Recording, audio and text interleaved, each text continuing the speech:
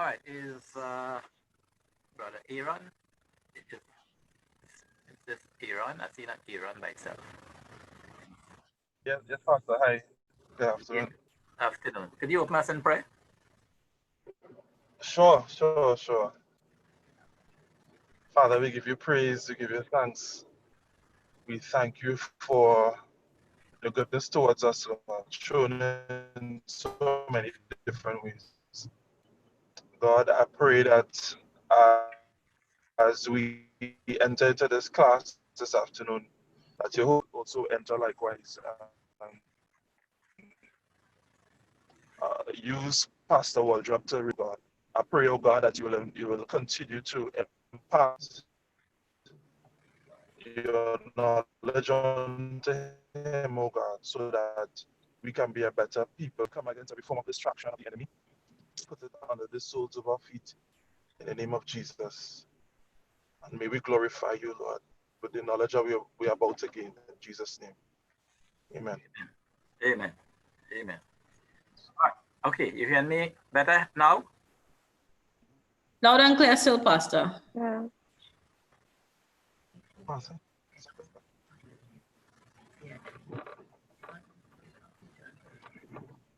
Okay. Hello? I'm hearing a feedback of myself on my speaker like last week. I thought I solved that. Now, by us, well, at least on our side, you're clear, Pastor. I don't know what happened because I was in a meeting yesterday and it wasn't giving me that.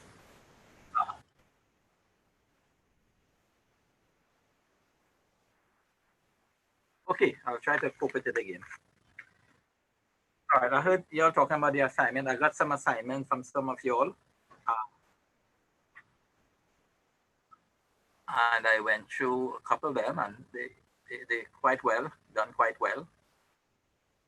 All right, so somebody asked last week to what should we do in terms of the courses finished, but I said that you would apply what you would have already learned to circumstances, and I see some people are doing that, and that will be quite okay with me. Anybody else have any questions concerning that?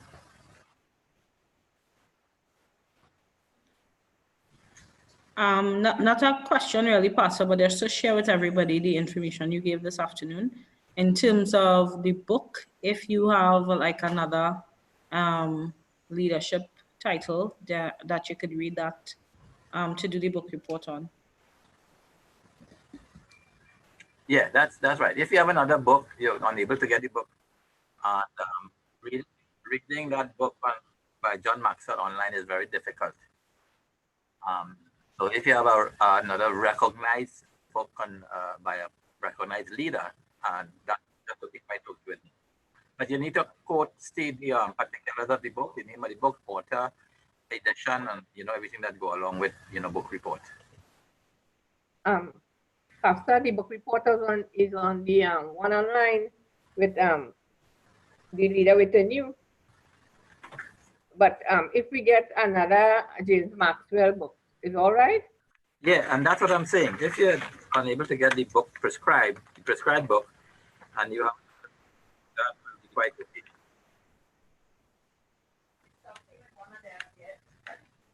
Okay, everybody clear on that? Yes, Pastor. Right.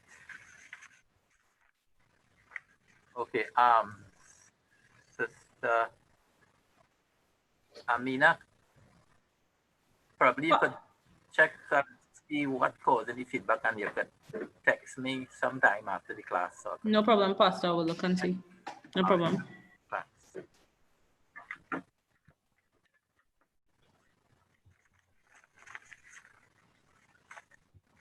Okay, well, what I want to do today is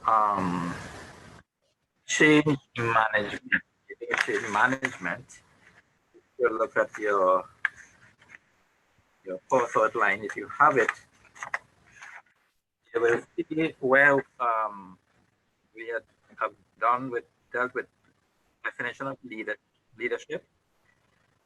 Then you will have to appropriate the effectiveness of the spiritual leader.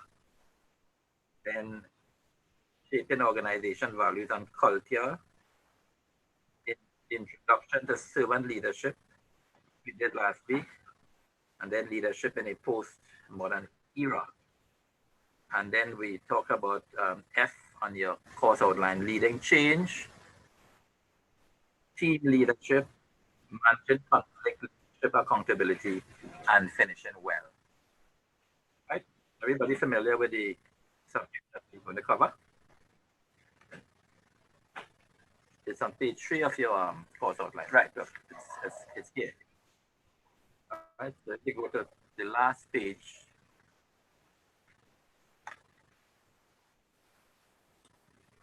you can scroll down. I'm seeing the course description. If you go to the back, the sample course topic. Everybody with me? Go up. Amina, yeah, that works.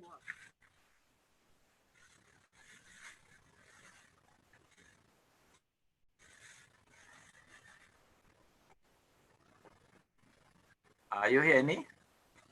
Amina, you have to go up with the Yes, photo Pastor. slide. All right, okay, good. Yeah, you follow what I was saying a short while ago with regards to the subjects that we ought to be dealing with? Yes. Yes, Pastor. Right. Good. So I want to deal with leading change today. And because I feel at this point in time, it's important and it will be easier for you all to understand. But before I do that, I want to draw your attention to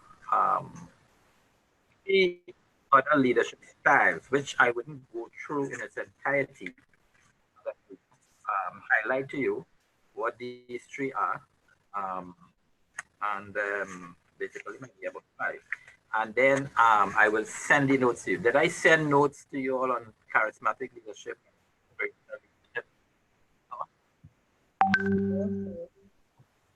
No. Yes, you did. I did. Yes, Pastor. Yeah. Right, good. So I just want to explain, but you have to read this for yourselves, read through it for yourselves. So we look, the other styles are charismatic leadership. All right, and then we will look at, I highlighted the advantages and disadvantages of charismatic leadership. All right, and then the benefits of charismatic leadership. Do you have your notes with you?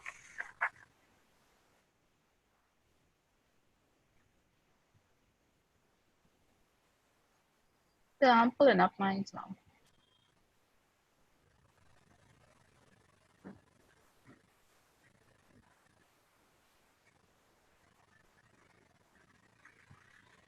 All right, if you didn't have it, it's quite okay. But I want you to understand what I'm saying, that it is comprised of the charismatic leadership, what it's about, and some examples, and then the advantages and disadvantages of charismatic leadership, and then the benefits of charismatic leadership. And then the other style, these are styles, is the inspirational leadership.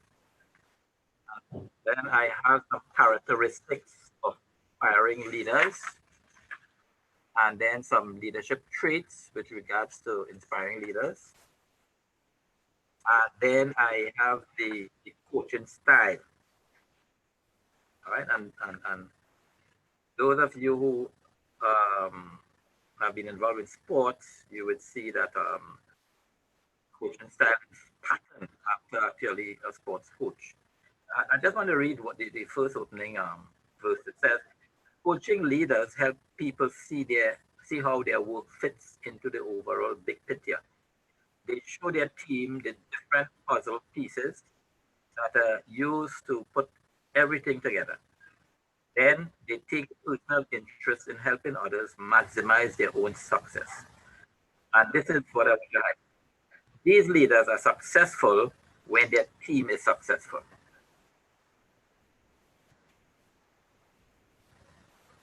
All right, everybody got that? Yes, Pastor. Okay, great. So I want you to think of that when you're doing your reading on the coaching style and appropriate to the text that you're reading. And it's like a OJT, you know. I think some of you will be familiar with OJT on the job training. That you would be coaching the person while they perform their duties. You're correct wherever they go wrong, not from a punitive perspective, from a performance perspective, so that they will do the right thing.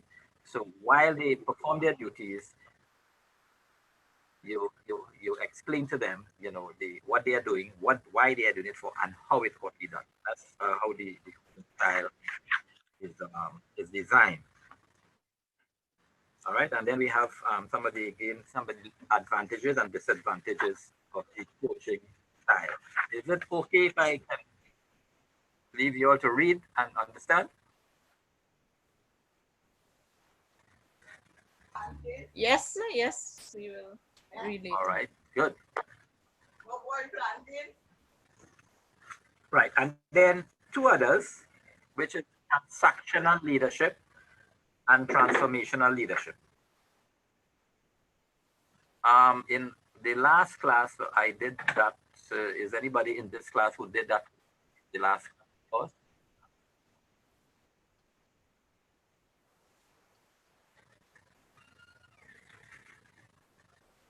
Anybody? No? Anybody who didn't do it, Pastor, anybody who did it? Who did it? Transactional and transformational. Or in the previous class, in the Yeah. pastoral class? Okay, so I wasn't in the pastoral class. You were in the pastoral class? Wasn't in the pastoral class. Wasn't. All right, then. Okay, that was Pastor Paul, Raymond Paul class I held out for him for 2 sessions. Okay, so I just want to go through this. This is the only one I want to go through to explain it further before we go into change management. All right, and again, I will send these notes to you if you didn't get them. All right, so transactional leadership. A transactional leader is the leader who treats relationships with followers in terms of an exchange, giving followers what they want in return for what the leader desires, following prescribed tasks to pursue established goals. The best way to understand transactional leadership is to think of a typical transaction. I give you this, and you do this for me in return. And I think all of you would have be familiar with quid pro quo. Are you familiar with that too? Yeah, Pastor. Right. Okay. So the transaction leader, he's a person who wants to get a task done, and he sort of bargain with his followers. So in order to get the job done, if you do this for me, I will do this for you. Right? So that's transaction. So that's really the basis of this leadership style. Transactional leaders is like you make a deal. These leaders dish out instructions to their team members and then use these different rewards and penalties, like carrot and stick, to either recognize or punish what they do in response, the achieving of the goal or non-achieving of the goal, as the case may be. Some of the terms you hear me using, this is a leadership class, this is Open Bible Institute of Theology, but they are terms that you would have to use if you go to any tertiary, and this is tertiary level education. Terms will be used similarly to what I'm saying, but we have to understand them, learn them, and appropriate them to the church, because these same principles apply. You may call it a different name, you may describe it differently in a church setting, but the same principles apply. People are people, leaders are leaders. Everybody understand?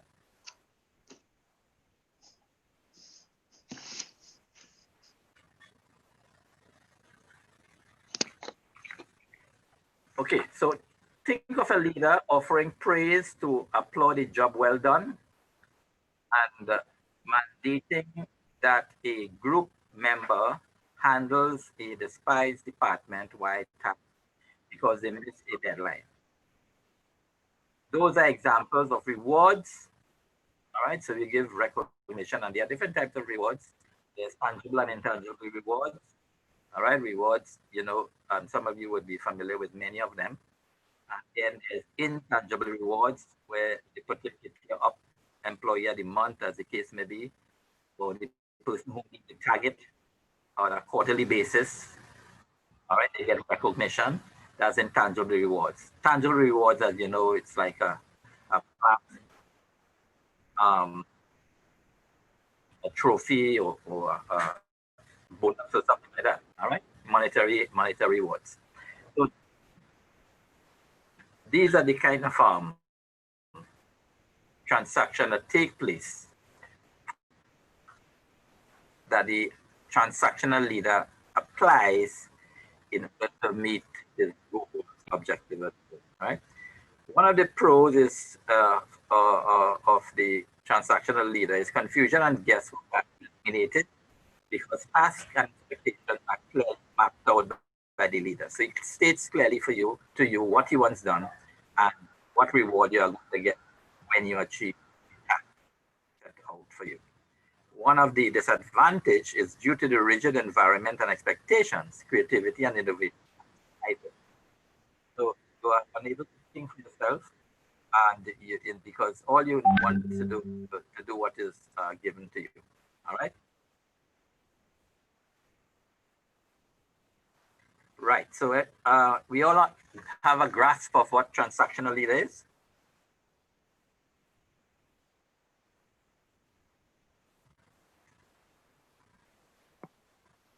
Yeah, Pastor, we have an idea. All right.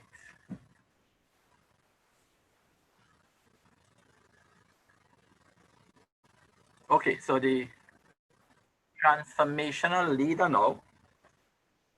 The transformational leader is a leader who treats relationships with the followers in terms of motivation and commitment,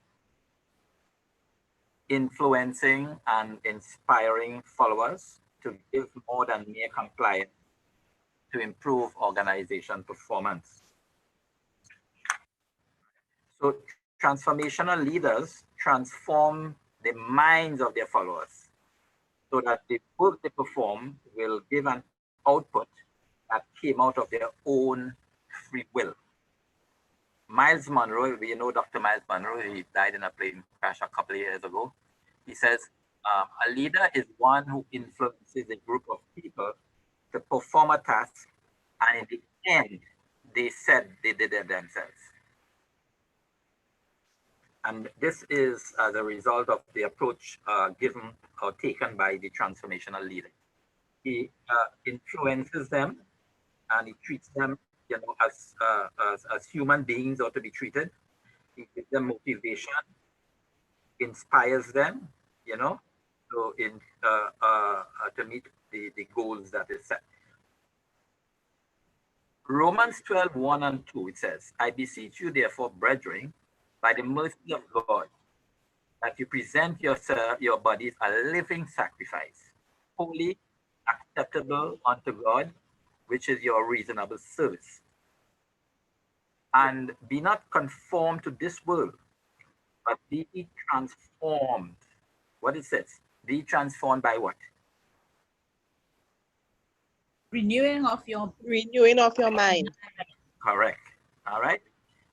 Transformed by the renewing of your mind. So that deals with inner person. That deals with motivation. That deals with training and development. All right. That deals with inspiration. So he is dealing with the mind of the person. They deal with the person himself or herself. Right. So be transformed by the renewing of your mind. To renew means to do something different that you were taught. All right, and it's the how that would apply here, and we call it know-how. Knowing how to do it, which is called know-how. All right, that we may prove what is that good and acceptable and perfect will of God. So this is dealing with transformation. Paul, in his wisdom and inspiration, knew that, you know, instead of dealing with people and dealing with them on the surface, he deals with them from the spirit. And this is the transform kind of leadership that that we are describing here. Again, with this leadership style, it's all in the name. Transformational leaders seek to change the organization, change the groups or groups in which they lead by inspiring their followers or associates to be innovative and to accept the change required to meet the goals that is set. Right. So these leaders are all about making improvements and finding better ways to get things done. And as a result, they inspire and empower other people to to own their work and to observe how, you know, things could be streamlined or upgraded for their own personal perspective. So under transformational leaders, people have power of autonomy, as well as plenty of breathing room to innovate, to think outside the box, and to apply strategies that the individual would think is best suited for the work, instead of a dictatorship or authoritative type of leader style that would be applied here. One of the pros, the advantages, is that leaders are able to establish a high level of trust with associates and rally them around a shared vision or goal. One of the disadvantages is that in environments where existing processes are valued, the desire to change things up can disrupt some feathers.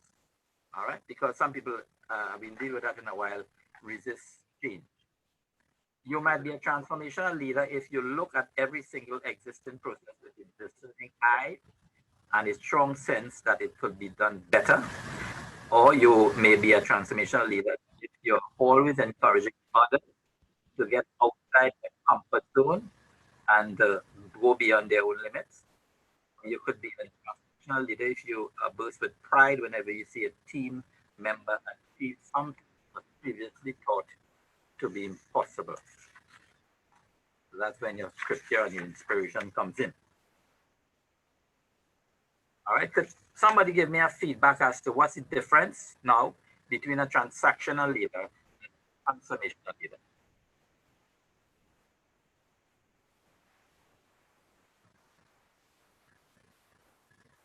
Pastor, a transactional leader is where you're looking for, no, a transactional leader is where you're looking for results.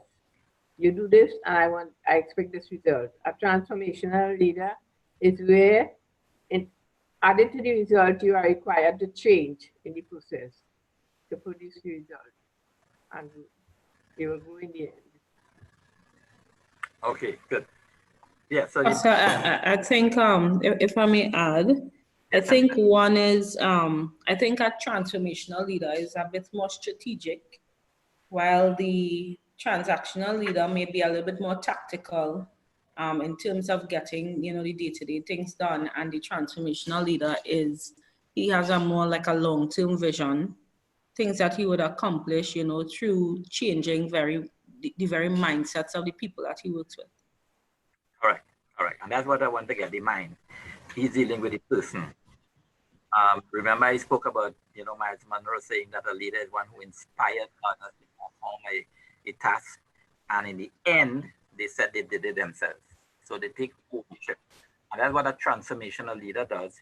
He transform what is in his mind to the people in terms of changing their attitude towards what they are doing, so that they will take ownership of the task when is even before it is completed and when it is completed. All right. So again, transactional is based on quid pro quo. You do this, I give you something. Is an exchange, like a barter, it's a negotiation, you know, to get the job done. as the term may imply, transaction, as Amina just pointed out, you know, the transformation is the person, the person mind, as Romans 12:1 and 2 highlight. All right, everybody got that? Yes, Pastor. Yes, Pastor. Yes, Great. Pastor. Right. Okay, so we want to talk about leading change.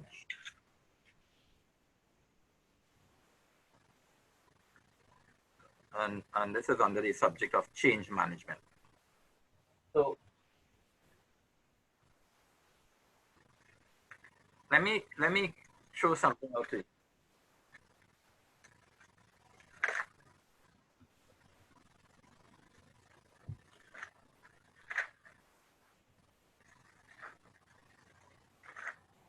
If I were your pastor, and in January, when the lockdown started, was it March? March 22nd. March 27th, Second. March 2nd, 22nd. March 22nd. Great, good. So if sometime in February, before the lockdown with regards to COVID and the guidelines were set by the government and so on, and I, as your pastor, were to come in church and say that from today on, I don't want anyone to shake anybody's hand in church. I don't want no greetings in church. I don't want no hugging in church. I don't want no kissing in church. I don't want no groups coming together in church. I don't want people sitting together in church. How would you respond to me? How would you view me?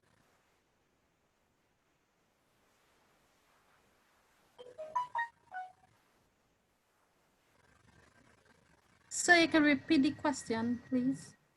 All right. I'm saying if in February, your early part of February,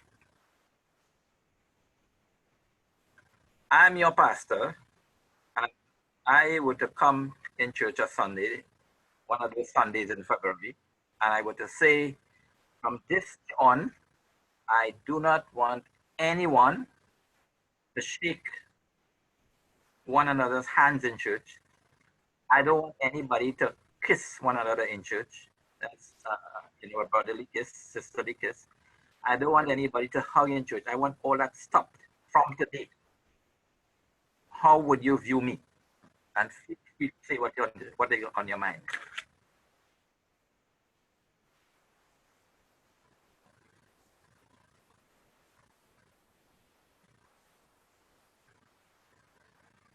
Anybody? Yeah, maybe what might cross my mind, Pastor, is gesso. Right? Yeah. Feel free to say whatever you want to say about me. Yeah, gesso. Right. Yeah, you definitely would ask, even if it's in your mind or not. You would ask, well, where that come from, you know? Yeah. Especially given that you have no reason or no reason is given. Right. Good. I may have a reason, but you may not agree with it Well, Pastor, at that time. You will say, well, I go and wacko or something, right? yeah, well, Pastor, I'd be tempted to. I mightn't say it, but I'd be tempted to. Yeah, but you could say it. since this was before COVID-19, I would have wanted to know if you're going mad. Right. Good. This is Sister Daphne. Yes, Yvonne. yes, Pastor. Good night. Yes. I would say exactly what you just said, that you're going mad, because I would say that you're going against what the Bible tells us to greet one another with a holy kiss. And you shake one another hand, and how you could not sit near to anybody. So I would say something wrong with Pastor. Right. This is not what church is about. Yes. Right. Good. Good. So I want you to keep that in mind, right? So begin with change. Leading change. And you as leaders, some of you are leaders currently, some of you will be leaders in the future. All right. We'll have to understand the change management process, because these are strategies, knowledge that you would need to understand, because you may have to apply it in your church, in your department, or in the area of concern where you are leading. All right. So I want you to follow me a little bit, and I will send these notes to you as it is. Sister Amina, and she will send it to you. All right. So don't worry. But I want you to get the concept and the understanding. When you read it, you'll have a better appreciation of what you're reading. But I trust that when the notes come, you would read it over. Take some time and read it over. Can I get that commitment? Yes, Pastor. Yeah, Yes, Pastor. yes, Pastor. And Yes. these can be applied to any aspect of your area of concern, whether it's in church, whether it's in your job, whether it's in the school, whether it's in the community, as the case may be. All right. Right. So in organizations, change is constant. Anybody have a challenge with change is constant? No, that's the only thing concerned about life. The only thing. No, Change. Pastor, no challenge with that. Right. Great. As a matter of fact, I think the Japanese say where there's work, there is change and there is opportunities for improvement. Always. Great. Right. And that applies to the church also. And well, the church doesn't comprise Christians, us. So organization, and if anybody would challenge that change is constant, oh, that change is not constant, you know what my answer is always? And I'm sure everybody is older than 16 years old in class, including myself. If you get a picture of us when we were 16 years old, and look at us today, you would see that there is some measure of change. Although we want all to drink from the fountain of youth, is that true? Yes, Pastor. We want to drink from the fountain of slimness. Okay, all of that. No problem. When I was 21 years old, my waist used to be 21. Now my waist is about. Okay. I mean, I have to drink from my fountain here. Very good. All right, good. So change is constant, whether we leave it or not, whether that is right. So whether internal or external change in an organization has different causes.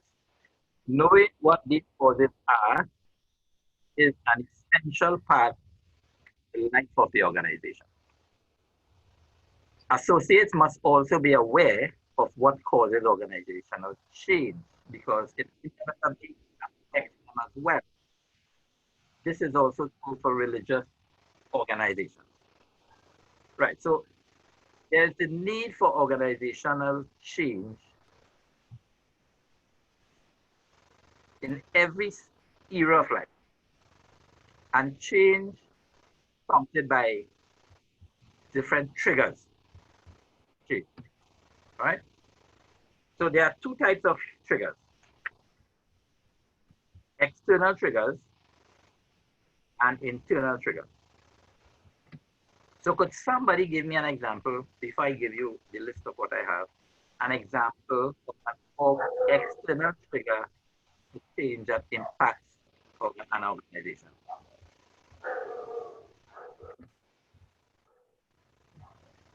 Could be political landscape. The political landscape, yeah. Okay, yeah. What else? After the COVID, I know we have to organize in different ways to get all done. External change. environmental. Right. Okay, good. Good. So you with me as to what we are getting at. Good. So some of the external triggers that causes organizations, including our church, our Open Bible Church, and your other organizations that you are in the state. There's some change that's taking place with us right now, which which is triggered by government regulation, right? So that we have an example right live and direct. And if you think of where we are today, we will better understand change management now, right? So external triggers for organization change can include economics, based on the economy of the country, in terms of economic and trading conditions, domestic and global. We have to look at micro and macroeconomics, right? Anybody in class did economics? Yeah. So those changes, economic and domestic, are internal. The changes are they internal or external? external. So economic is the first one? Economics is the first one. So we're talking here about the economics of the country as a whole. Right? So I just want to highlight to you, there's two different aspects of economics deal with micro and macro. So the micro deals with the internal functions of industries, organizations within an economy. And the macroeconomics deal with fiscal measures, aggregate demands, and so on, right? So microeconomics is the study of particular markets and segments of the economy. It looks at issues such as individual consumer behavior, internal labor market, wage determination, theory of firm effect on price of a good, supply and demand of goods and in the individual markets and so on, right? And for macroeconomics, it deals with the study of the whole economy. So I'm sure that you would have heard about GDP. Right? Everybody hear about GDP? Yes. Right. So Wendy, what is GDP? The gross domestic product. Gross domestic product. How do we arrive at the gross domestic product?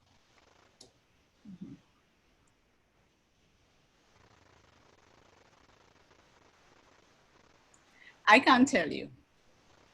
Okay, no problem. Right. Wasn't a question to put you on the spot. But after that, maybe the gross is the whole income without the expenditure and other charges. All right. Okay. The gross domestic product, and you hear when you're reading budget, you always hear it in the economy. And you always hear Dr. Raja Hossain. You know Dr. Raja Hossain? Yes, we know him. Yeah, speak about the GDP. He and I, when we were together, we sat in the same class. All right, he always speak about GDP. Right, so the GDP is consumer spending plus government spending plus investments into the economy multiplied by export minus import. So when you look at that figure, when you summarize that figure, that's on an annual basis, you get the GDP economy. And currently, the last year figure, I think, was 3 point something, 23.1 million US dollars. That was the GDP of the country. All right. So that's the whole economy of the country we're talking about, not the economy of Open Bible or any organization, company, but the whole country we're looking at. So macroeconomics deals with the study of the whole economy. Also, it deals with inflation. It deals with unemployment. Unemployment is deals with aggregate demand. It deals with monetary and fiscal policies. It deals with economic growth, international trade, and globalization. And it deals with government borrowing. Right?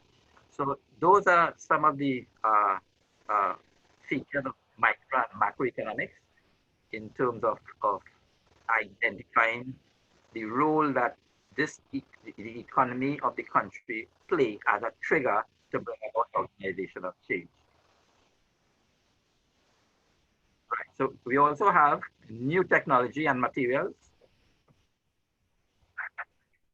We have changes in customers' requirements and tastes.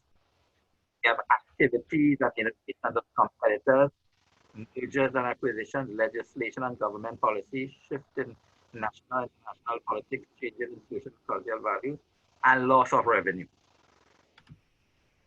So what two things are happening currently in our country?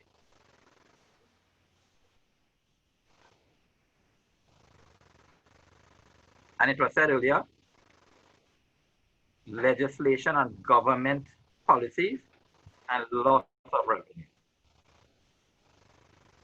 Right, so that's predominating right now. So what is triggering that?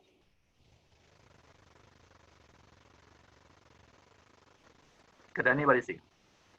What's the question, Pastor? What is triggering the legislation and government policies and loss of revenue?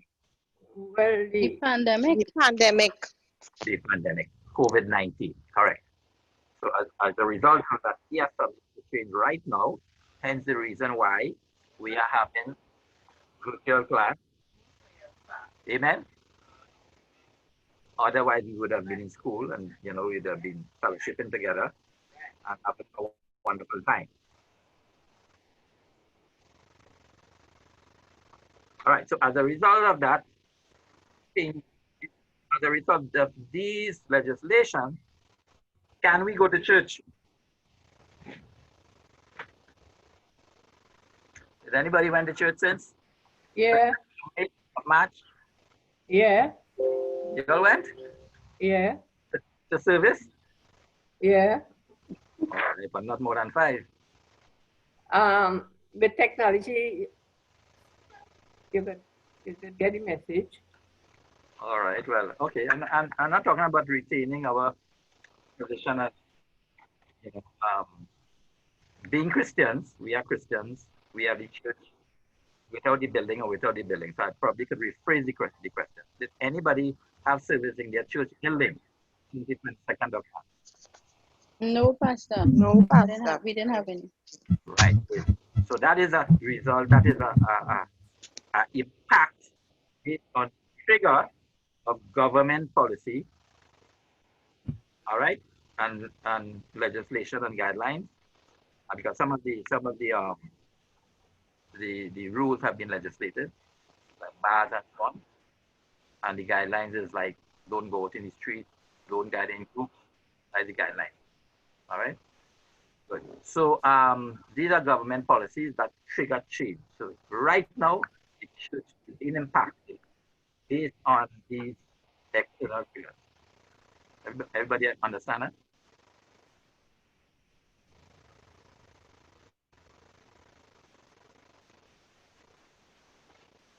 And as a result of these changes in the country as a whole, we are having loss of revenue.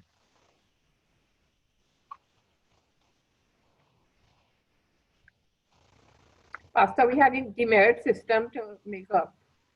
We have the Demerit system. Yeah. And that works. Well, but that's a lot of money. Plus they they need get money. points. They need money.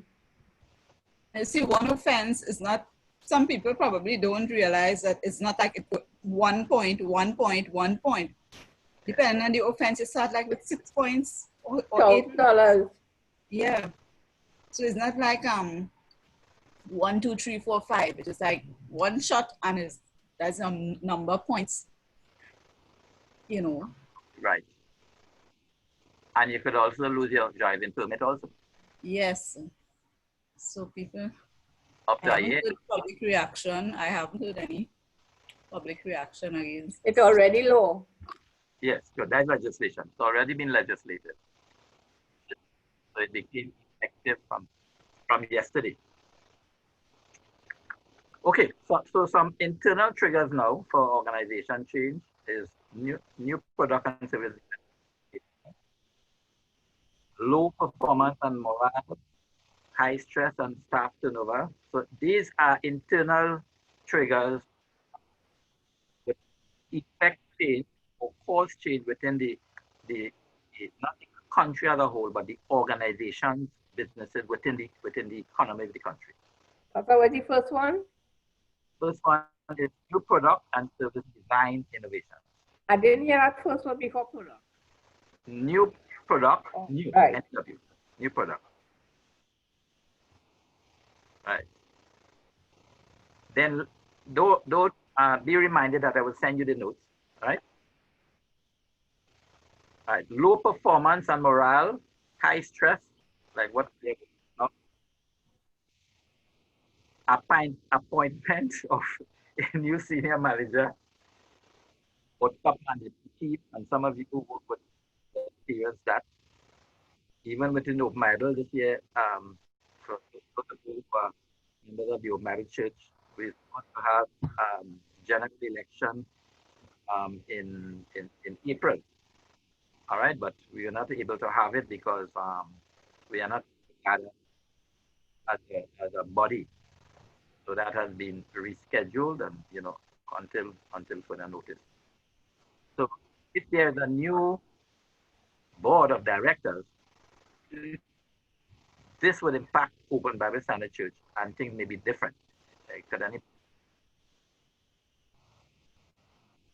Right?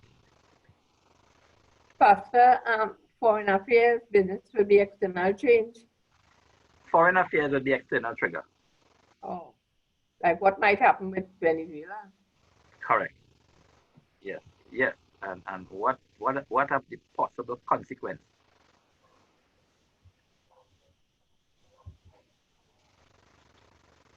Sanction.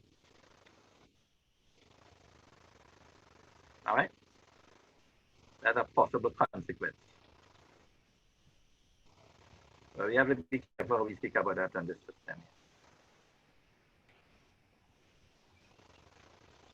All right. Also,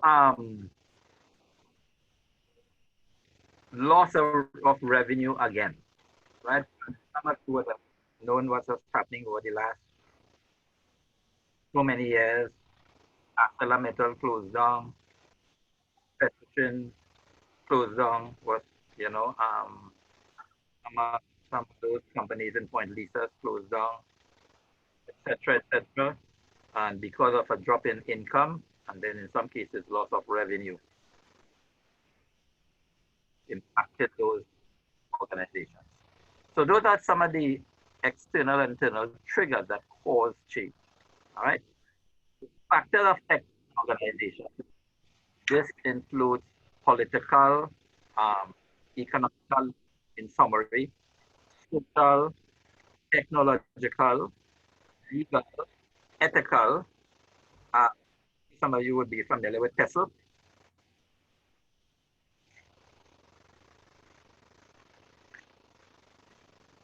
Are you? Are any of you? Pastor, we didn't hear clearly. All right. Pest. These are factors that affect a country as a whole, or impact a country as a whole.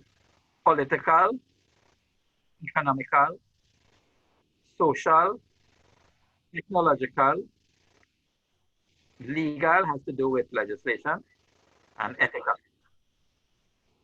You familiar with those? This is the first time I'm hearing about this one. Okay. That's okay. Okay, good. So this Never heard about this before. Never heard of it before. These are factors affecting an organization, and this also includes the church. These factors can affect the church. I'm not saying it. I'm saying that these factors affect the organization or the church positively or negatively.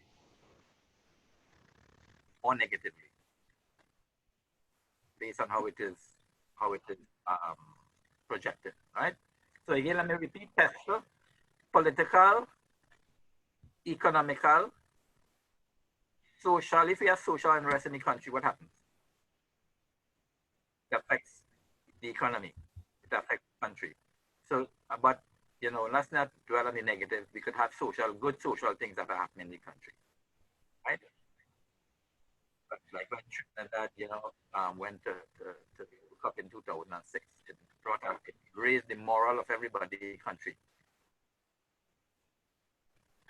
Then technological has to do with the IT, information technology. If you went to school in the 70s like me, we didn't have computers available to us as you have today. So we had pen and paper.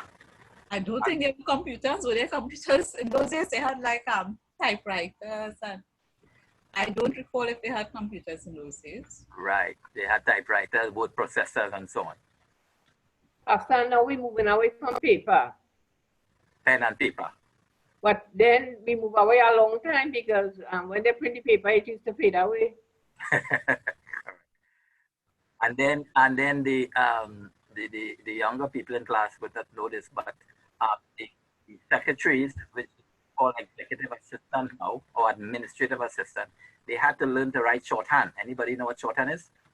Yeah. It's not what you use for texting, eh? No. Shorthand. Shorthand is a language by itself, so every secretary would have to learn to do shorthand. Right? Back then, young girls would go to Venezuela to learn to type, to do shorthand and so on. Right? But now you have computers. So that's a technological change. And as a result of the technological change, it impacts even in church. So hence the reason, if we didn't have the advancement in technology, then we would not have been able to have class as it is now. So these are technological change, which is impacting positively, in the country as a whole. All right. Then we have the legal legislation and ethical. We spoke about right and wrong. And I also added another one. I always add things. Demographics. Demographic cause changes in a country or in another country. And what is demographics? Moving from different places in the country, from either rural to urban or urban to rural. The population figures, the distribution of the population, movement of population, those things. Yeah, correct. The statistics of the composition of the population in a country. So this also would include ethnicity. Isn't that true? Yeah. Right. So what is happening? Pastor, but excuse me, it's not moving from people from America and other countries outside to come into that at this time and hour. There's a different demographic migration. Well, it's changing. It's causing a change in the demographics. Yeah, that is what I'm looking at. It will cause a change. Yes. If people want to come to live here, and they will either come if they get a place in the town, they'll go in the country. Right. But even They before will have no job. Even before COVID, we had 17,000 Venezuelans migrated to Trinidad. Many Chinese too. Many Chinese. Many Chinese too. Correct. Primarily Venezuelans. Yes, and even before, back in 2008, there was a lot of migration of Guyanese to the country. Yes. All right, and that also there are Africans who came also from. We have some Syrians too. We have Syrians too. Good. So that is the demographics, and it impacts the country as a whole. And we have changes. Some of you talk Spanish now because of the Venezuelan immigrants. Some churches also are having separate service for Venezuelans. I know many churches have service separately for Venezuelans. So, and it impacts the whole culture. So there's a demographic change and a cultural change in terms of food. You have to go to Venezuela, Calada and Arepa and so on. You get it right here at San Fernando, along Lady Hills Avenue. And other areas where you live, right? So there's a cultural exchange of food, differences. All right, the church structure being changed, language, and etc. All right, so those are the factors that affect change. So whether we like it or not, change is happening. All right. Right, but whenever a new strategy is applied, what it is met with, first of all, like I said earlier, if I were your pastor, and I would have told you what I told you in the beginning, stop shaking, no shake hand, no kissing, no embracing in church, no groups, don't sit close to your brother or your sister, sit about 4 or 5 seats apart. If this, was trying to implement this before COVID, how would you respond to it? Resist. With resistance. You resist. Correct, you would resist. The first thing this new change would be met with is resistance.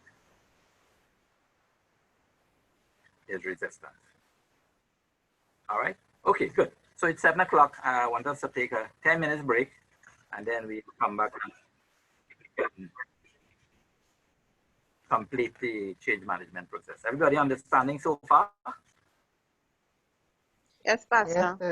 Yes, Pastor. Yes, Pastor. Yes, and we made the connection between why you're talking about transactional and transformational before doing this. Right, wonderful, wonderful, thank you. Great, that was a great class. All right, so we take a break and then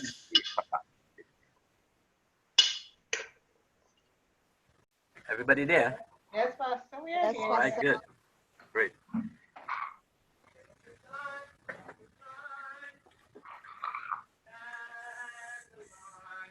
Okay. All right, so we are we continue with change, leading change, management, so change management. Right, so we're speaking about triggers. What are those factors that would cause would impact an organization and would trigger change? All right, and now we are talking about if there's the need for change as a result of these triggers. The first thing that you as a manager or you as a leader would be met with is resistance. Isn't that true? We said that before. Right, so people resist change. So resistance to change comes in 3 areas. One, the individual resistance to change.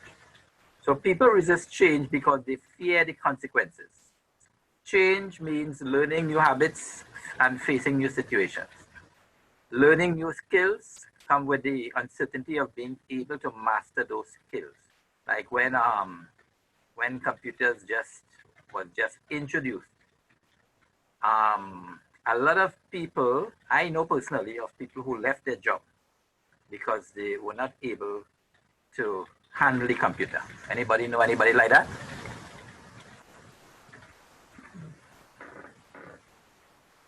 Yes, Sister Gloria.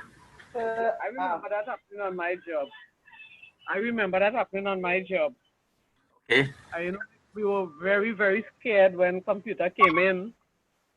Some people told us that it threatened our jobs and we would no longer have a job. So some people was not interested in learning anything. So people started to resign and all of that. Right. Yeah, I remember that. Change was a very heavy thing for us in the 80s. Yes. Correct. Yes, Daphne. Yes, sir. When computer came in, I was working, and one of the things that what was happening is that people said that it's something from the devil. Yes. And a lot of them didn't want anything to do with the computer. They didn't want anything to do with any sort of, anything concerning that. It was hands off. I didn't know anybody who left their job, but I know people was scared and they thought that they were going to, a lot of us, as Sister Gloria said, thought we were going to lose our job. And to encounter that, I went and do a computer course. That's how I got into computer. I started to, to learn about it. Right, good. Some of us left and some of us learn about it. Right. So the younger people who are in class wouldn't know about those times and how difficult it was for the transition for those people to change from working manually, and for people who work out in the fields and now have to do a report, put it on a computer in their office, in their outpost office, and submit it into to the main office for management to look at. So even a lot of them, Sister Gloria is from Santa Claus, so she knows what I'm talking about. I worked at Petroton at the time. A lot of people left their job because of that very same fear of the new technology. I remember some of those persons who were like, remember the computer overtook the position of secretary. People no longer had secretaries. We were doing all our stuff online on the computer, and the secretary's job were how you call that? No longer a position in the organization. Redundant. Redundant. Yes, it got redundant. Those persons found that they couldn't get into the clerical field, and they wanted to move on. Yes, correct. All right. So so that was a transition, and it affected people because of the resistance to change. Instead of trying to learn new skill and master the new skill, they resisted and they chose to resign their jobs, very good jobs too in many cases, because of this new technology. But the younger people in our class today wouldn't know that because they are versed in the technology. They're born into the technology. And it's easy for them. Type in, back then you had to go to commercial schools to learn to type. 25 words a minute, 60 words a minute, and 125 words a minute. So when you develop that skill, you move up in the organization as a secretary also. But young people now, they type in 125 words a minute, without learning and having gone to commercial college. Yes, go ahead. I'm just thinking about the resistance, right? You think it is because change was introduced, if I should use that word, as an event and not a process? This sudden thing that came, because change is a process, it is not an event. Yes, well, you're right. And we will deal with that. I don't know if we would have time to finish today, but there are OD interventions, change interventions that, we would apply to bring about change. Bring about change suddenly. And this is what affected those people in case of Gloria and yourself. The change was brought suddenly. Computers were brought in and it impacted people without, introducing and probably a change management process. We talk about transformational leader, applying the transformational leadership style in the system, to give the people an easy landing. So it was done, very drastically, that caused the greater resistance, the greatest resistance to occur, hence the reason for people leaving their jobs. All right. So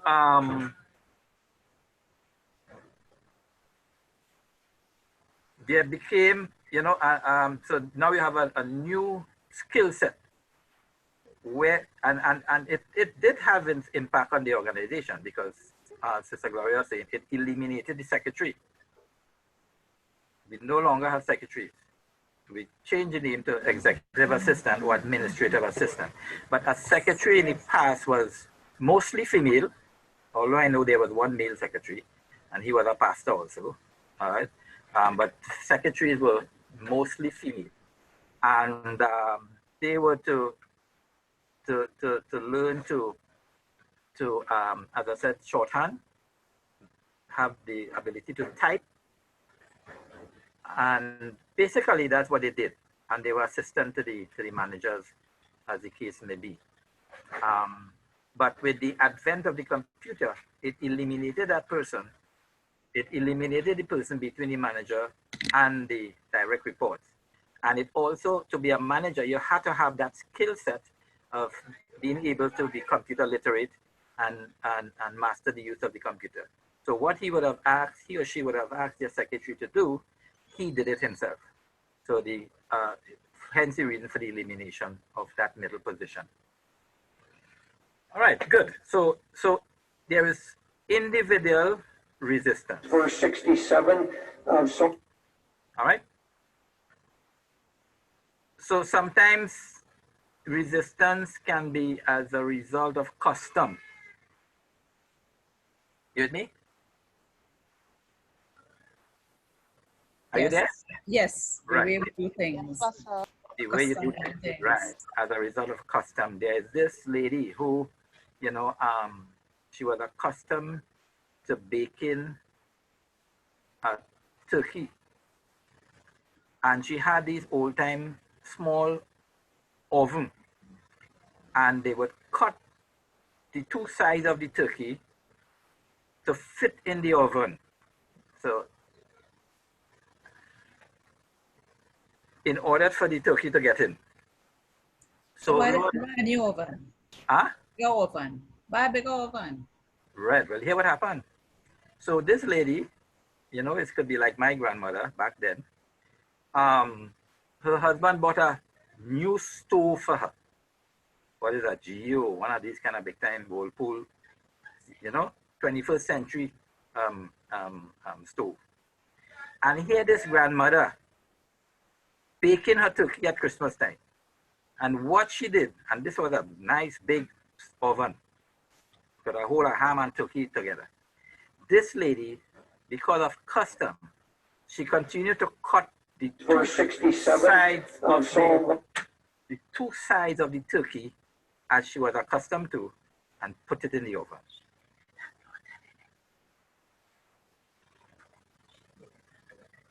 And she did it, and her daughter continued to do it, and then her daughter, which is her granddaughter, continued to do it. So when they asked the daughter, the granddaughter now, who is a big young girl, why she is baking the turkey, she said, well, her mother, why she's cutting the turkey and putting it in the oven. She said her mother told her to do that. Because of custom, not knowing that now you have a big oven, the whole turkey and the whole pan could fit in the oven, but she continued to cut both sides of the turkey. Because of custom. So sometimes we do things because of custom, and we do not, you know, understand and accept change. Right? Everybody got that little story there?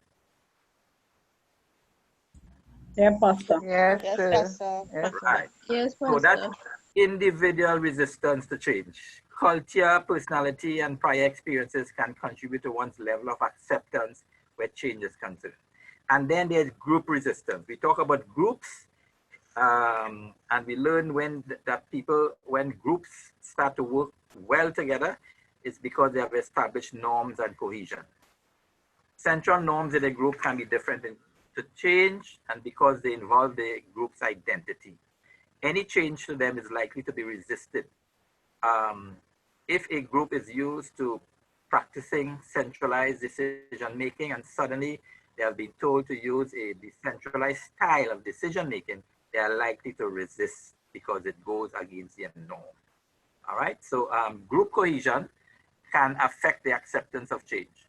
If a cohesion group has been disbanded in favor of a different kind of team structure, the group's desire to stick together may make them resistant to change. For example, a few years ago, I was introducing a performance appraisal instrument into the organization. And this is Open Bible, and some pastors might get vexed with me. All right, and we had a rollout, and in that rollout, because performance appraisal, you know, people start saying, how you could assess a pastor and such and such and such and such. Right? He's a man of God, he's spiritual, and how you could, that is worldly and stuff like this. All right, and I attempted to introduce that into the organization, into the churches in Region 1. This is a real life story. I think Sister Gloria and others in Open Bible and South would know. And there was a great resistance to change by a group of people in that meeting, a group of pastors in that meeting. So you all do, so you all do appraise pastors? We are introducing that now. Right, so initially when it was attempted, but we expected that. I expected that because I understand change. You have the individual resistance, the group resistance. So I'm saying to you that when these things happen as a leader, as a manager, do not be dismayed. Don't be discouraged. Don't get frustrated and say people don't like you and they're against you, you know, and that kind of stuff. It comes with the territory. So understand, if you are a pastor and you introduce some, that's why I started with the no shake hand and so on in the beginning. If you introduce, and it may not be shake hand, it may be something else you want to introduce in your church or in your group, as the case may be, that is new, you would get some resistance. Yeah, I'm 90% sure you would get some resistance. All right, but so I'm saying to you, be aware of these things and do not be discouraged. Don't let it, you know, say, well, people don't like you and people are against you and they don't like your leadership and so on and so on. But this is the process. These are things that happen. All right. So you would have group resistance to change. So yes, Sister Wendy, we have we are currently in the process of introducing it, because what we did, we started doing some interventions that would cause them to accept the performance appraisal instruments. All right. Everybody okay with that? Yeah, Pastor, okay with that. Right, good. I know some of you, is there any pastor in class, in this class?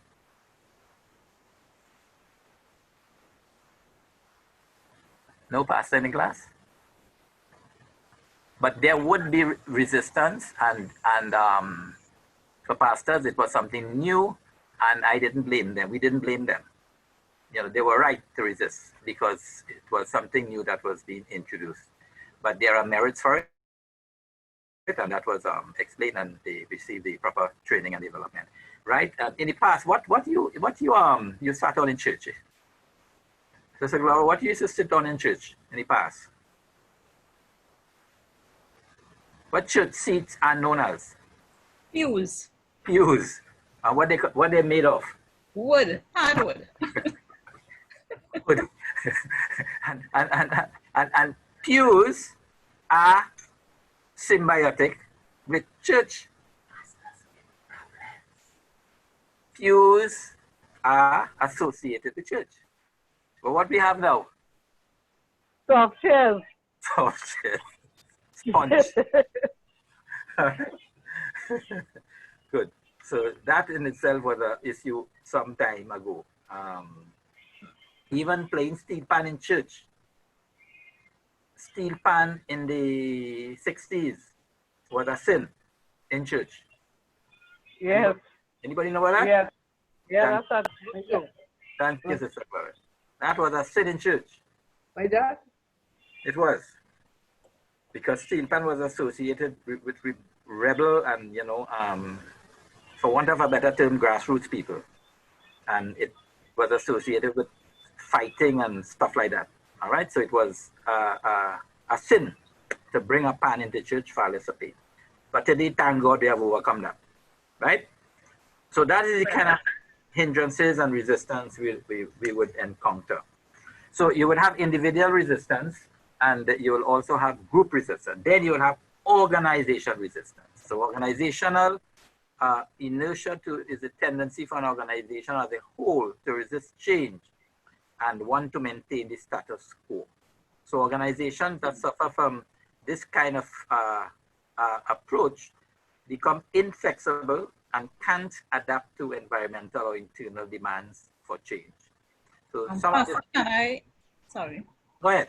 I just wanted to, I'm hearing you saying that resist change and people resist change. Is it that they resist the change or they resist being changed? Because they have to change. So is it, sometimes you wonder, is it the change itself or by itself, or are they resisting being changed? Because certainly they have to change, let your minds be transformed and so on. Both. Both. Both. Both. Take for example. Yeah, go ahead. Sometimes we want the benefits of the positive change without the pain of making any changes ourselves. Right, good. Take for example the computer we were speaking a while ago. When the computer is introduced, there's resistance to accepting the computer. Also, I'm sure in your case and Gloria's case, training would have been offered. So that training is to educate them, which is now the person, the needs, satisfying the needs of the person, develop the person's skills so that they'll be able to use it. That is another area they resisted also, the education aspect of it. They didn't want to take the time to learn to use the computer. So yes, you're right, there are both change for the system and change personally, because some people just don't like to learn. They don't want to learn, right? Pastor, I remember in the 90s, the government had a drive, service begins with me. And that was about change. That was a big change in the country, and they chose officers from all departments of the government department to train, to help us to accept change. Change begin with me. I remember that. I was part of it. I was chosen for my organization. So it was not easy. It was not easy at all for us. I remember how I fought to accept the fact that we're changing. Yes. Yeah. Yes. So the government is trying to help to bring change to our lives as well as change to organizations. Because it was more like in the service industries, because people were complaining, the public were complaining about the treatment they received and so on. So it was like this change and attitude of I think it started in the public service, right? Change the attitude and the way they interact with people who are coming, you are a service industry, so you need to treat people in a certain way. And it was like, to me, more attitude change, and that is very difficult. Yes, so that's where the transformation would come in. But how it is managed and how they implement the process is what the leaders would have to decide, have a program of planned change before they even bring about the change or the new technology or what the case may be. Even in not only technology, but in some organizations today, there's change in hours, working hours. Some people are accustomed with working 8 hours a day, but now some of them had very same workers have to work 12 hours a day. That itself is another change. So there are different aspects of strategies that people resist. Right, so we speak about the individual change, we speak about group change, and we speak about organization change, organization resistance. All right, so these are the 3 attributes of resistance that one would encounter in any organization, be it in a church, the very same thing will happen. All right, so I had introduced the performance appraisal system for the board of directors for Open Bible Standard churches, down to the district superintendent, which is in force now.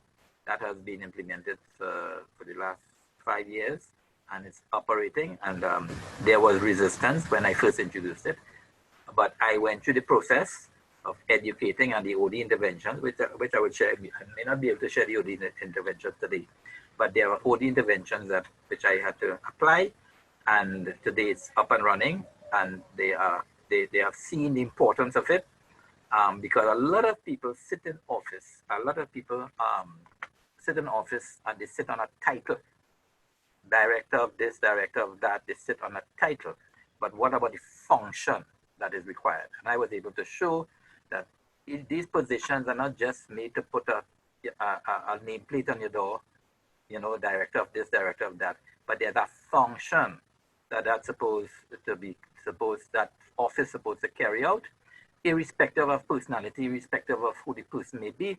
There's a function based on the Constitution and bylaw that office ought to carry out, and that is what we deal with: the function of the office, not the individual. Because where you have a organization where you have elections and so on, people are not there permanently. They are there every 3 years in our case. So whoever comes into that office, whether they are elected or appointed, they have to carry out that function. It's not based on, so when I deal with these systems and structures, I do not deal with persons. I do not deal with personalities. I deal with the office and the function that is required to be carried out in that office. Everybody understand that? Yes. Loud and clear, Pastor. Right, Yes. wonderful, wonderful. Great, good. So there's the coping cycle.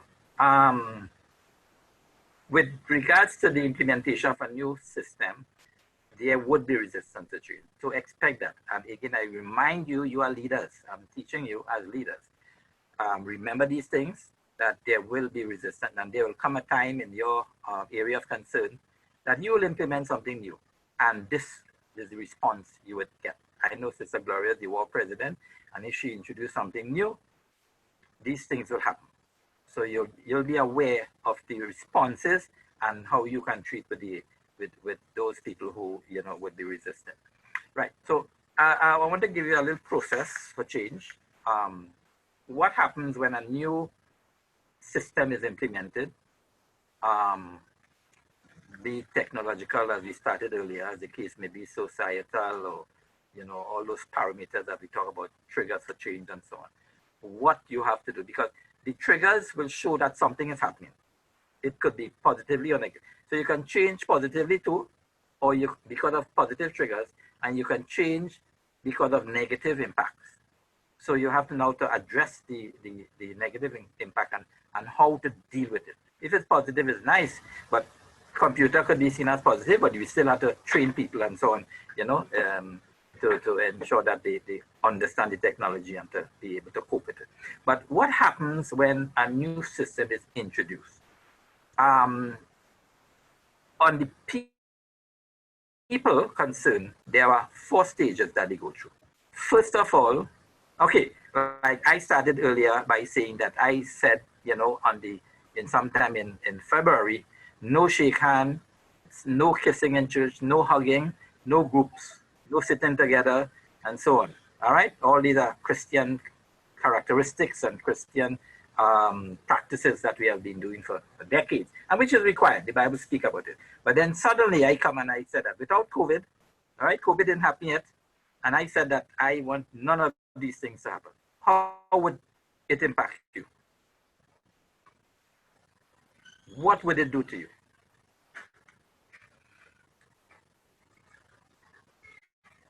It would affect you negatively.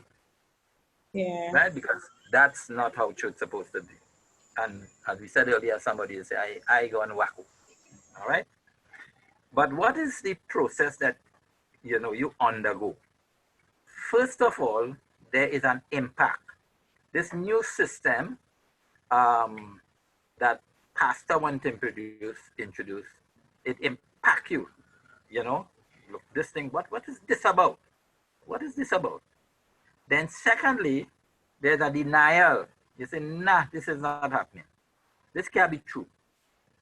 All right, let me give you an extreme example. The death of a loved one. What you go through, and those of you who would have lost loved one. I lost my father, I lost my mother, I lost my brother, lost my mother-in-law, father-in-law, sister-in-law, brother-in-law. You know, how would that, what changes, what would happen when you hear that loved one die? Somebody close to you, that is. Anybody? Yeah, you would actually, so some people might scream out, some people might bawl, some people might react, you know, with tears and that kind of thing. Right, so what you go through? I think the first thing you go through is a state of denial. Right, all right, good. Then what happens afterwards? Then you start to accept. Then, yeah, gradually you start to accept it. Okay, great, good. You're getting what I'm getting at. All right, good. That's why. Why this person? Why not somebody else? Why? I think you start questioning. Why? Right, good, good. So here what you go through. In a case like that, there's an impact. It impacts you. Then there's denial. All right? You said this is not true. This didn't happen. It's not happening. What you're hearing is not true. Somebody made a mistake. Then the bargaining. You bargain and you start to, you know, question certain things. Why this happened, if it had to happen, and so on. And then the adjustment to your life and accepting it. And then finally, the acceptance.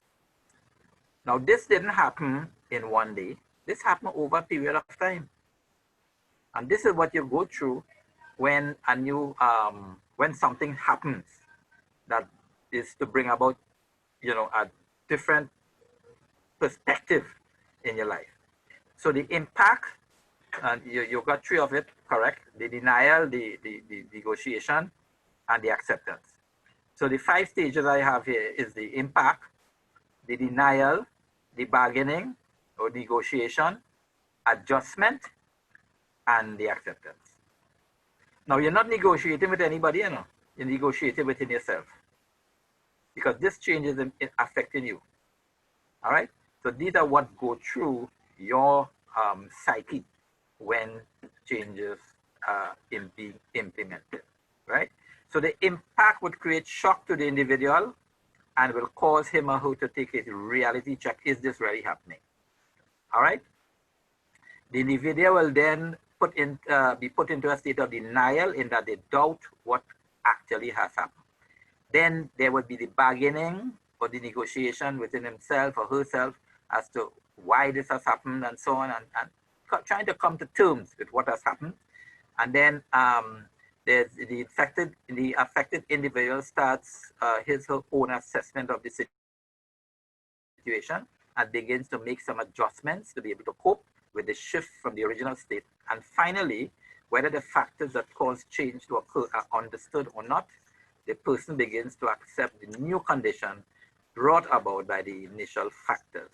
So these are the coping cycle that individuals or groups, organizations go through when a new plan strategy is being introduced. All right.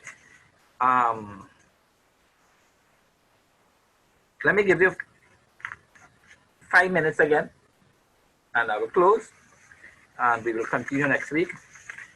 In terms of plan change, so now we are talking about what has happened. We understand the triggers, we understand the impact it has had, we understand the different resistances, and then we understand the coping cycle that, you know, people, individuals, groups, and organizations go through. Right. So now, somebody said it earlier. What are we going to do to implement change? How are we going to implement this new system that we want to introduce? So first of all, there's what we call the process of planned change. So we show there's the need for change. We show what the process is, and we show what the benefits are. All right. And one of the things, if some of you could continue to read, Anyway, I will send this to you tomorrow. I'll send it to Samina, and she will forward it to you all, and you all could read it through. But what I want to draw to your attention is a very important aspect of change, the change model of Lewin's change model, which deals with unfreezing, the transition or movement, and then refreezing.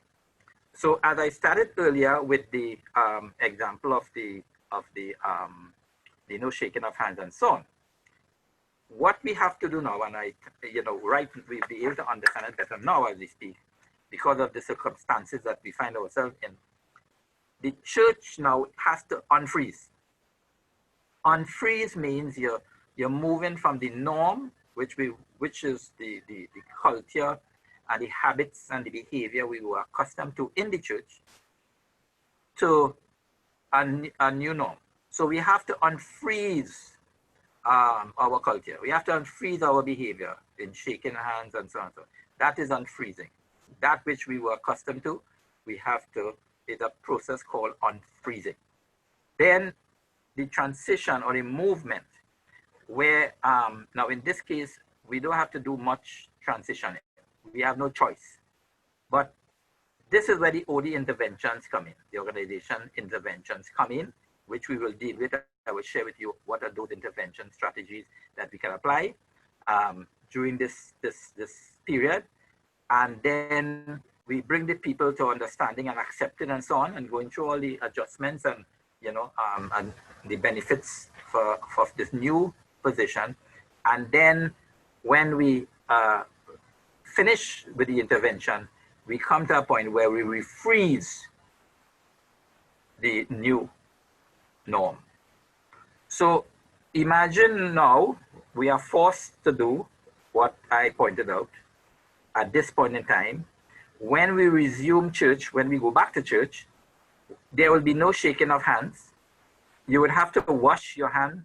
I already instructed our treasurer to buy a face basin, put it outside the church with necessary sanitizers and so on, so that people coming in the church would wash their hands before they come in. In the church, there'll be no shaking of hands. There'll be no hugging, there'll be no kissing. So that is unfreezing. So in the transition, we move now to this new circumstances, new norm of no shaking hands, no hugging, no kissing, no sitting close to one another, no group formulation of more than 5. And even though we form groups, to speak, we have to stand 6 feet apart from each other. So when we go back to church, that will be the new norm. When we get there, we now have to refreeze that behavior, and it becomes the new norm. So these are the Lewin's model of change. Kurt Lewin's a behavioral scientist. He's still alive. He's 80-something years old today. And he came up with this theory. And based on observation, this theory are not fiction, but they are based on observation, observing people, observing organization, observing people behavior as to what they go through and what the process of change entails. And this is what is being purported in this concept. All right, so understand it, the unfreezing, the movement, and the refreezing. So the new norm when we go back to church will be no shaking of hands, etc., as the case may be. All right, everybody understand that? Yes, we do. Great. So, Pastor, actually, we have to go on for that like a long while. No shaking of hand and no whatever, and sit and all that. As long as they didn't get a vaccine. Pastor, I understand that what they were saying, that it wasn't a virus, it was a bacteria that was causing the blood to clot, and a little aspirin could have helped. And people who get help in Italy, they coming out of the hospital, and before they had it, when they died, they hurried to bury them. And this man took a chance, the doctor took a chance and did research, cut up the person and check it out. And then he gave them afterwards they gave them the aspirin and some other thing to clot the blood and they walked out healthy. So maybe that knowledge might spread to Trinidad and go back. Yes. But it was a bacteria, not a virus. Yeah. Girl, fever grass tea. Fever grass tea. As aspirin, drink some fever grass tea. With some lemon. Aspirin is for the blood, not the clot. For whatever the Mr. Andy, amen. Yes, I heard everything right here. Yeah, that was discovered in Italy. I heard that. So yeah, I heard it's not a virus, it's a bacteria. But yet they have to develop a vaccine. Yeah, we take precautions. Yes. I wanna ask a question. I wanna say something here. Yes. It's amazing that you decided to deal with change tonight, because one of the, with respect to Bible school, yes, and we having to accept this Zoom, this new way of learning, and this new way of class, and this new way of doing things in Bible school. Yes. You know, at least I could speak about myself, and I've heard from others. The persons from my era, it is a bit difficult to get used to all of this. Sometimes months I'm not on my computer, and now you have to be on it every day, and there are so many challenges. And I think that with this change, I don't feel the Bible school quite understand. Well, I guess we are in the minority versus my era. And then thank God for those persons in my era who have worked on computer before, and at least they could accept it a little more readily. However, there are some of us who face very much good challenges with respect to all that is happening right now. And you know, you could feel kind of way like, who's studying them? It's just a few, you know, but it is challenging. This change, it is challenging. Yeah. Well, apart from it being challenging, Sister Gloria, it affects our eyes. I have 4 eyes, as I say, and it affects me because I was looking at one of my eyes was like bloodshot, and I am saying, you know, it has to be. This is the only change in me in doing what I'm doing, looking at the screen all the time. Yeah, very true. So I have to like get up and move. I will not be looking at the screen. Why am I looking at the screen in any event? You understand? Yeah, unless the thing to read is there. But even so, you know, and yes, we are in a minority, but and again, this change was not planned change. It was a sudden change. We can't resist because we have to. If we resist, we just can't do the course. So we have to adapt, we have to comply, we have to do what we have to do, but it is affecting us, our age, you know? Yes, it is affecting us.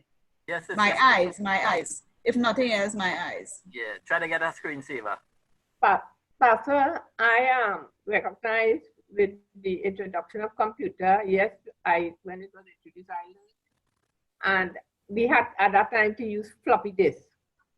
And I also taught computer at that stage. But when I finished, I said, this thing come, but I just had the comment will go. So I didn't continue. And then I find a block there. So what I'm saying, even though we have computer now, what I foresee in the future is that things are going to change even in the computer world, where we need to continue learning. Otherwise, we will be considered as illiterate, who couldn't read and write. So I have accepted my position. It change includes hard work, and I just work along. Yes, well, so for some, they will be going through the coping cycle. This is what Gloria was pointing out, and the impact it is having on you, the denial, the adjustment which some of you are going through now, and then the acceptance. But the point is we have to accept it, and let's hope that that this thing they get a vaccine as soon as possible. So we would like to go back to the new norm, but in everything there are advantages and disadvantages.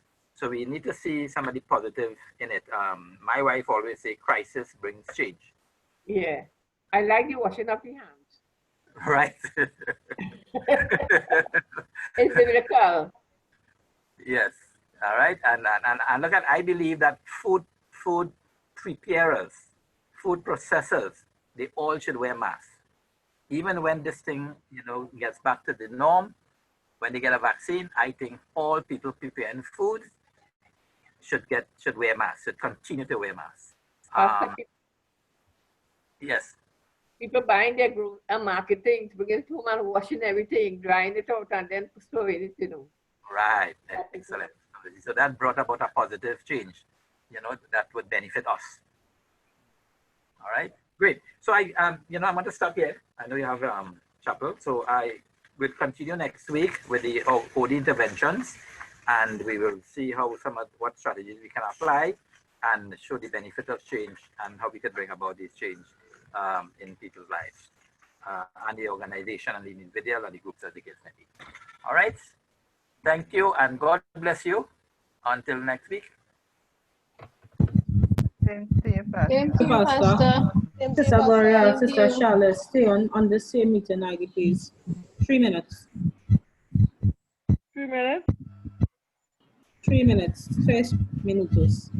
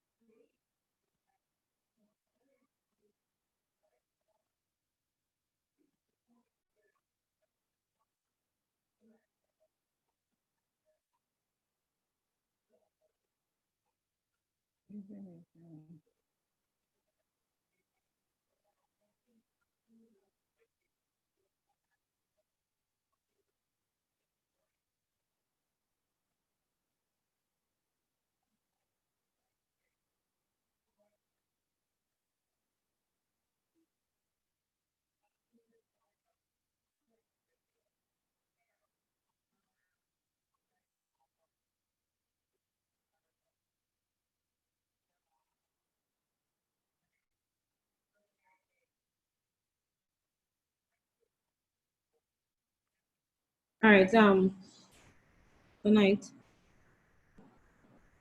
Yes, babe. All right. Okay. So